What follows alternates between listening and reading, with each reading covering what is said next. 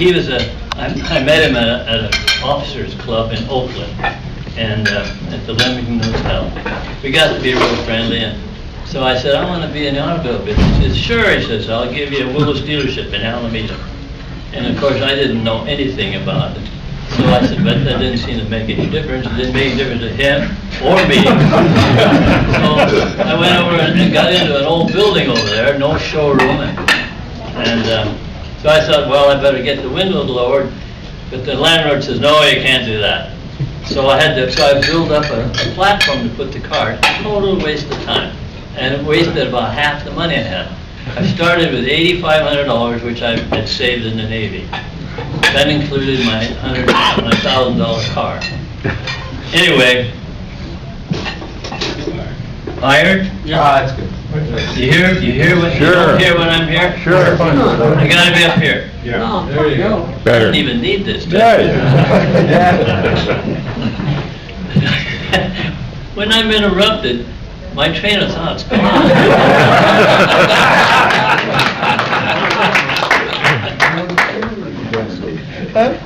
Your amongst friends. Anyway, Alameda. I started to sell Jeeps, see, and I didn't like it too much because even in 1946, Jeeps were, even though cars were scarce naturally because they just started to make them again, and even then the other Jeep dealers were discounting them and so on and so forth, and I had a hell of a time trying to make any money because I didn't know what I was doing, but still, it was a tough deal. So one of my mechanics said, listen, he says, they're making a really inexpensive motorcycle called a James motorcycle. And he says, made in England, and it's being imported. Why don't you get that and add it to Jeeps and maybe do something with it? I said, I'll try anything. So the next thing I know, I'm in New Orleans, where the distributor is. Now, the understanding was that the distributor was in New Orleans because he was going to attack the country from the soft underbelly. Now, those of you that are old enough remember that that's what we did in World War II. See, we attacked through Italy the soft underbelly. So this was his idea. So next thing I know, I'm standing on a corner in New Orleans, waiting for time to meet the guy that imported James motorcycle. So while I'm standing there, a funny thing drove up and parked. I'd never seen it before. It was an MGTC. I had never heard of it. I don't know what it is. The only cars I remember, Ford, were Rolls and Mercedes-Benz. But I don't remember even having seen one. So the guy got out and I said, what is this? He said, it's an MG. I said, where's it made? England. No kidding. How about a ride? Sure, he said. So we get in, we go around the block about 5 or 10 minutes. I said, where'd you get it? He said, oh, we import them. It turned out it was the same guy that brought in James motorcycle.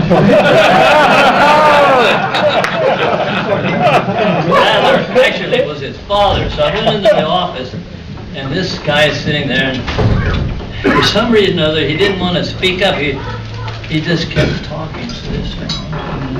And I didn't hear a damn word he said the whole time. But at the end of an hour, I'm the distributor for Northern California.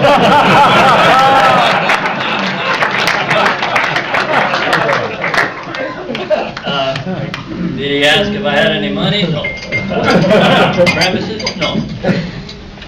But he knew that I wanted that territory. So, next thing I know, 6 cars are shipped to me, and they come by rail. And I happen to have a rail thing in the back of that old building I was in, so I'm opening up the thing, the cars haven't been tied down, nothing. And of course I had no bumpers. Well, we had to do a little repair, but it wasn't serious. And then I went down to LA and picked up an MG and I drove it up. The first I ever had, the greatest drive I ever had. And that was so much fun, it took me 2 days. And I immediately sold off, as quick as I could, I sold off the Jeep dealership. And I moved down to an office, which is now my dealership, about half of this room. That's it. We had 2 desks. My desk, which had all the parts. My wife next to me, my assistant, took care of everything. She sold cars and did all the bookkeeping, whatever there was. But I found out a funny thing, though. When I went to the bank and said I had these cars, I said, I want to floor them, and he says, we're not flooring those cars. Well, you floored my Jeeps. Well, no, that was guaranteed by your friend Reynolds Johnson. You're not getting any flooring. Well, that's a shock. You know, this is like, remember, this time is like the blind leading the blind. You know? The funny thing is, though, the 6 cars, I fixed them up, and in a matter of a month, they were all sold, and I never did any advertising. I don't know how anybody found out I had them. It disappeared, and I was in a new business, and a lot of things went on from there. As far as the Hambros, who were the real importers, after about, they did all the flooring, so I owed them as much as $500,000 and so on and so forth. And I didn't like that system, so about 10 years later, I finally changed so that I did it, my financing in the normal way.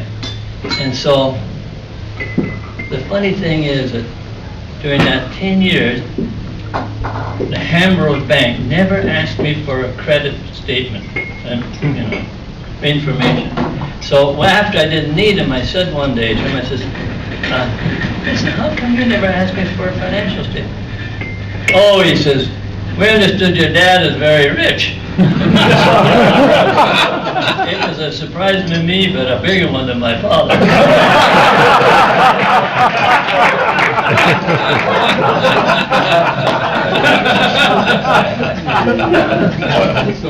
Anyway, I went to pick up my first MG, and I went to LA, and to his place where they had it. And who I met there was Charles Hornberg and William Lyons. And I met him, and while I'm there, they also made me a dealer. Not a distributor, but a dealer. So, I think you'll like this story, I gotta tell you, because it's got a lot to do with how it all started. Obviously, those cars disappeared, and I got more, and we did pretty well. So, in 1948, during the Olympics in England, I decided to go there because I also knew that the guy that owned the, I have to tell you, after those few cars came, they came and told me that I wasn't really a distributor, I was a dealer under Mr. Goff in LA. That's what I'm going to tell you. So I headed for England knowing that Mr. Goff was there with his family. So I met him and we sat and talked a little bit. And he said, Kjel, he says, I've done some great things for us. I said, what have you done? He says, well, I ordered 200 Morris 10s. I said, wait a minute. Morris 10 that's a 30-year-old car. And they're making a new one right now called a Morris Minor. I said, you'll have them for the rest of your life. I said, what else have you done? Cars. And they went on. I said, it'd take years to build them. We don't know if they're any good, and where are the parts? Nothing. Bristol was really an aircraft manufacturer, and he did this a little on the side. Well, he wasn't much of a problem. He knew that it was a joke, so we forgot that. So I head to Morris, and I told him, I said, I'm canceling the order for 50 cars, for 200 cars. He said, well, you can't do that. I said, yes, I can. So we're having a big argument. So the next thing I know, we have a meeting, and about 6 or 8 people. The head guy named Donald Harrison is sitting on that end, and the guy that ran the whole thing sitting on this end. And he says, now, Mr. Qvale says, we have a legitimate order for 200 cars, and you're canceling them, and I'd like to know why. So I said, well, I said, you're making a new car already.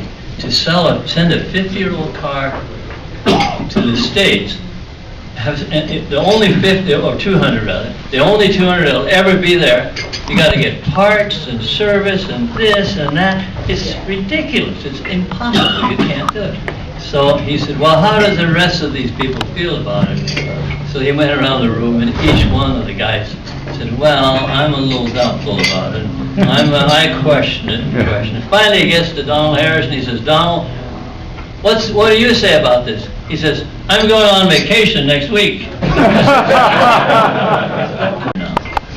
not a distributor. So I go down there to argue about it, and I go in to see Mr. Goff, and he's very thankful for everything I've done. I saved his butt, I might say. And so he says, anything I can do for your show? I know that you don't have a lot of money, but I'll assist you if you want to help to develop your dealership. And I says, no, that's not what I want.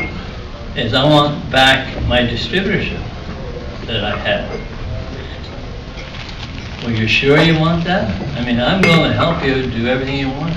No, I want to be a distributor. All right. You're a distributor. So he called in his manager and said, I want you to send a wire to Hamrose in New York. By the way, they did move out of New Orleans. And tell him that Mr. Qvale has Northern California back as a distributor. Well, the guy is really upset about this. He hates it. So we go outside, and he writes a telegram. And I read it, and it says what it's supposed to say, but at the end it says, this is not a permanent assignment. It's still our territory, which we can take back whenever we want it. I said, that's not what he's told you. He said, well, I'm not letting you in to talk to him. He said, well, I'm not leaving until I do get in.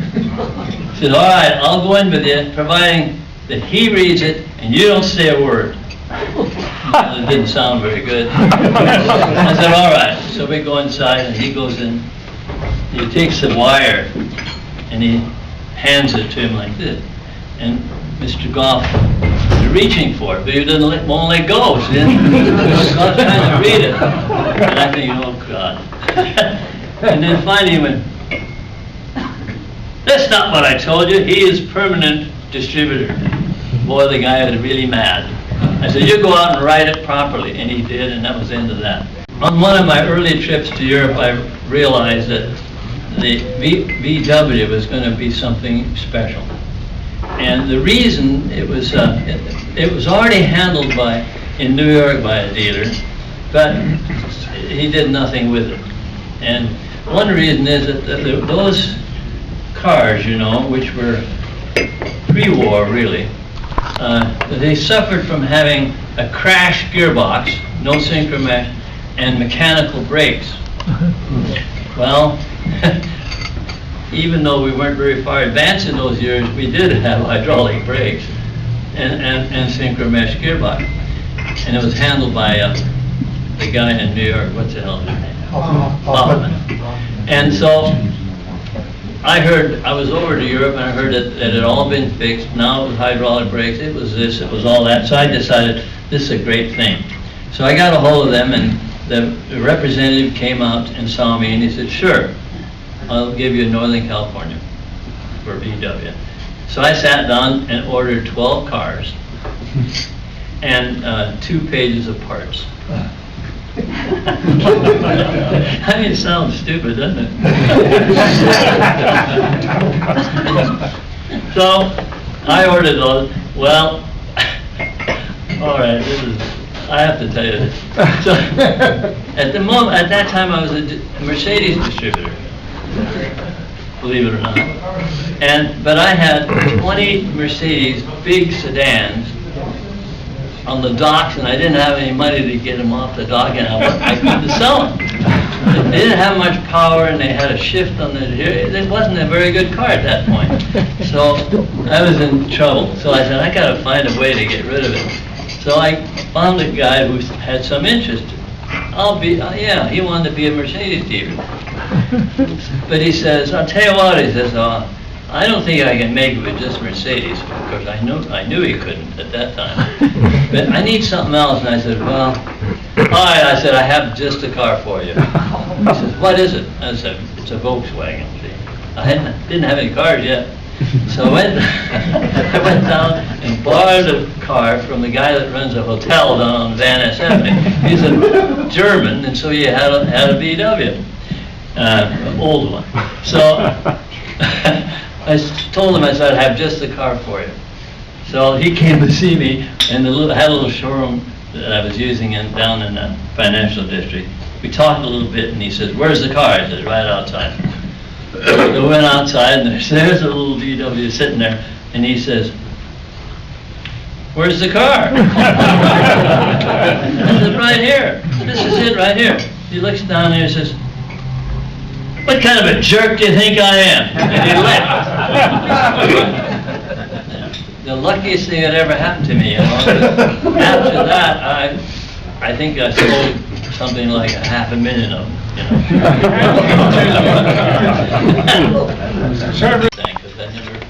So I get this Mustang, get on the highway, I want to go buy a car at 60 miles an hour, 65 miles an hour. I step on the gas and the thing, I can't get by. How can this thing have this little power? This 8-cylinder thing has got no guts at all. I stopped by the road and opened the hood, and it had a 6-cylinder engine in it. I thought maybe a couple of leads were off. You know? Well, that 6-cylinder engine was the engine made by Ford, which I had originally bought to put in the Jensen Healy. But, of course, what they had done to it is to desmog it. When you desmog those early cars, it had nothing left. It had no power at all. And so, luckily, Ford called me and said they couldn't do it. Official race, just go like hell, you know, and with passengers. I mean, when you think about it, it couldn't have happened.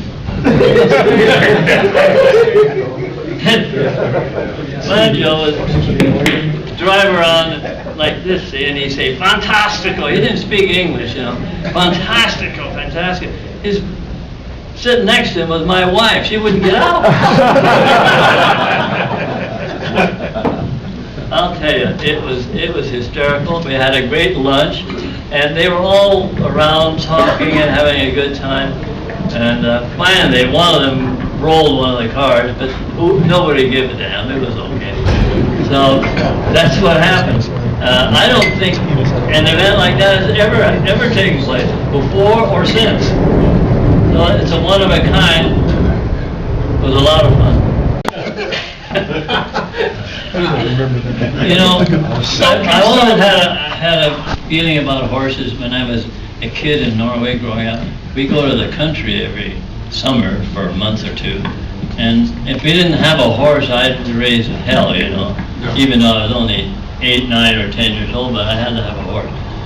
Usually, of course, it was a workhorse and those saddles with a huge backbone. It wasn't the best thing to ride, but it stuck with me. And then when I came to this country, I still used to go and rent a horse and so on and so forth. And so after the war, I bought a couple of racehorses. Unfortunately, I bought one on the morning, and that afternoon it won. Then it was claimed, and then I bought another one, and the next day it won. And of course, I figured that's cost me about $2 million.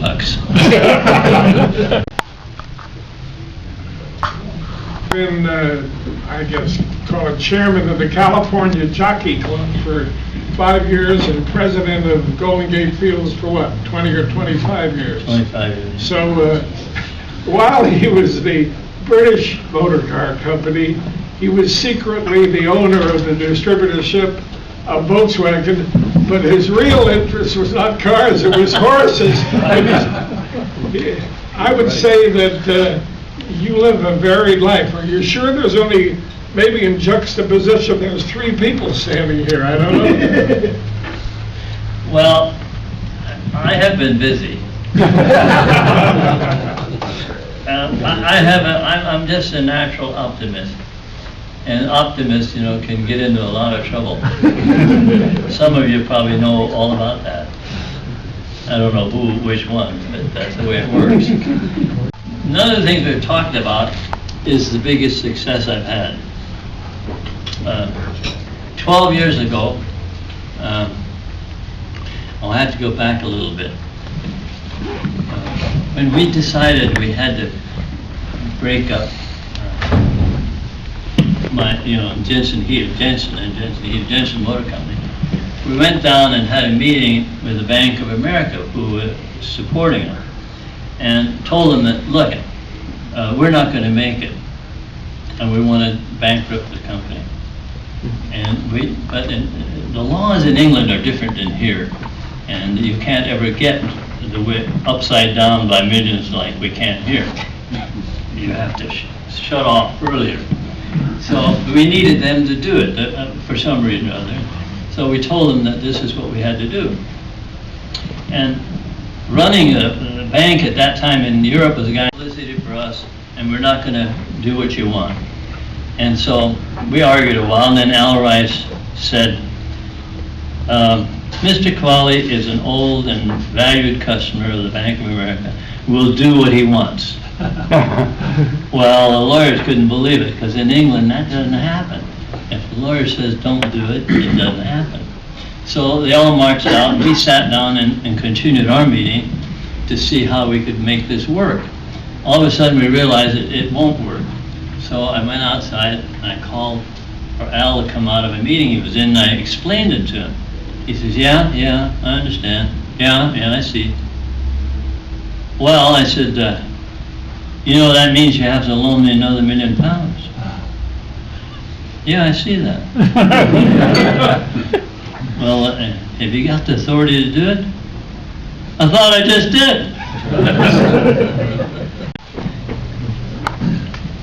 Years go by, many. And about 12 years ago, I get a call from Al Rice. He, at one time, was number 2 at the Bank of America. He did something I didn't like, and so he left that and did other things. So he called me and he said, Kjel, I own a bank over in Marin County, and I need someone to invest in it, see? So I thought, well, he knows what he's doing, so I'll invest. So I put $1 million in, which made me a minor shareholder. And then I went over and spent some time with him. And then it developed that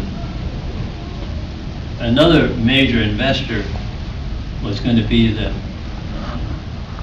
controlling interest in it, but because of something he'd done in the past, he wasn't eligible.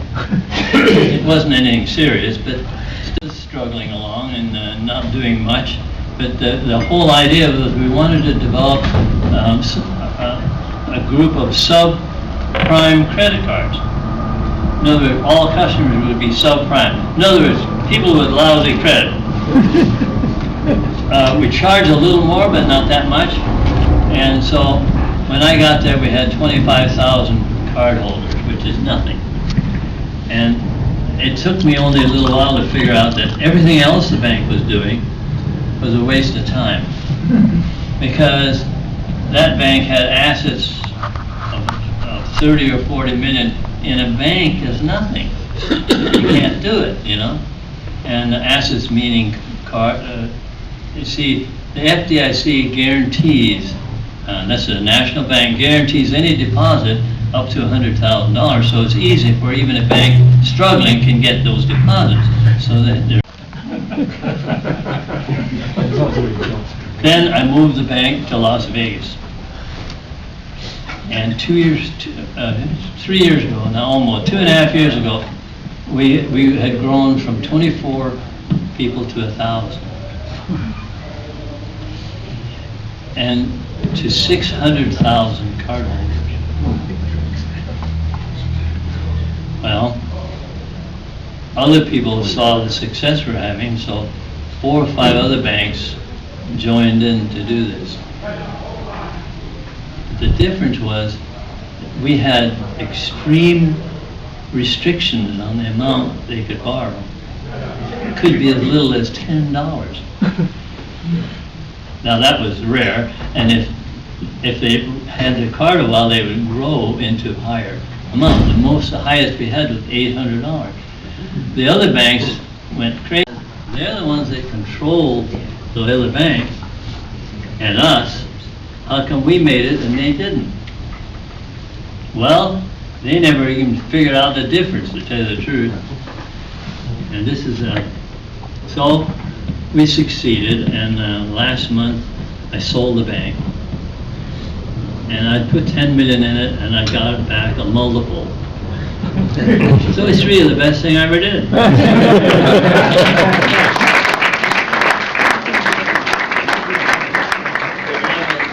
was 75 years old when I started. I'm working on another deal now.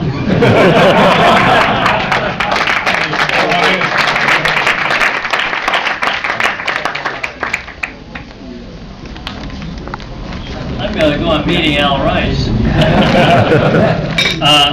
I hope you've enjoyed it. One more question.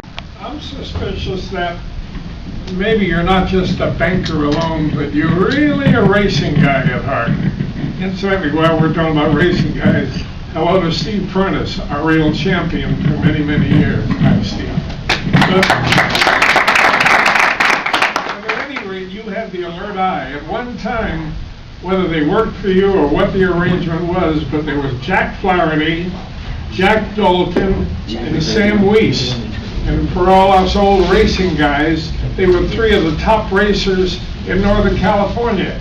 Did you put that deal together, or was that just happenstance?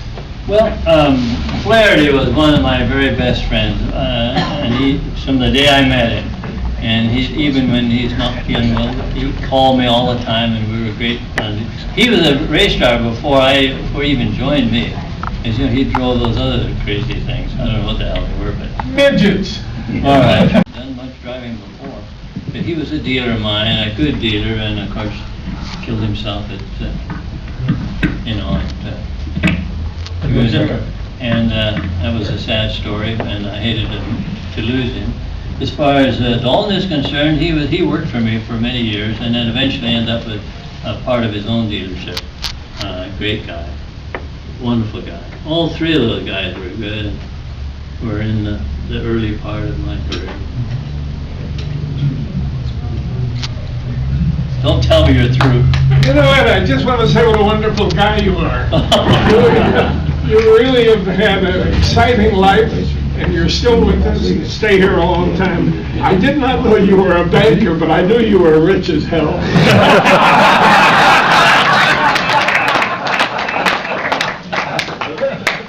The gentleman is still doing us all favors. I mean, just be.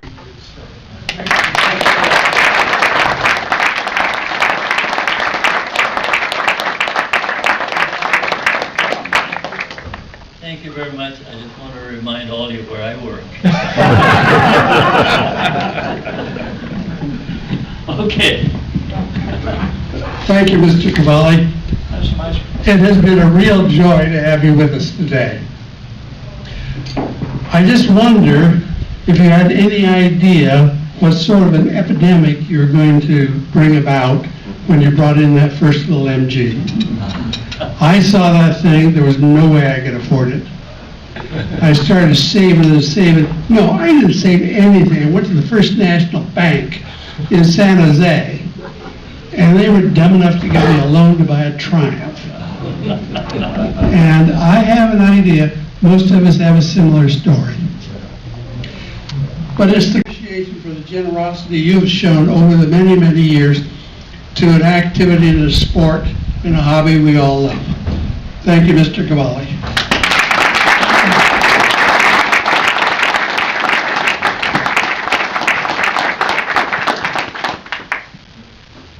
The Lunch Bunch of San Francisco Bay Area automobile enthusiasts. That's nice. I don't know, there's something about a guy who likes an automobile that makes a better person out of it. I never found a guy that really was a car nut that I didn't like. So it must be a good thing for all of us. And if I've contributed anything to it, all these years, I'm delighted. I'm very happy to have done so. And so I just wish all of you the best of luck, particularly in your motoring.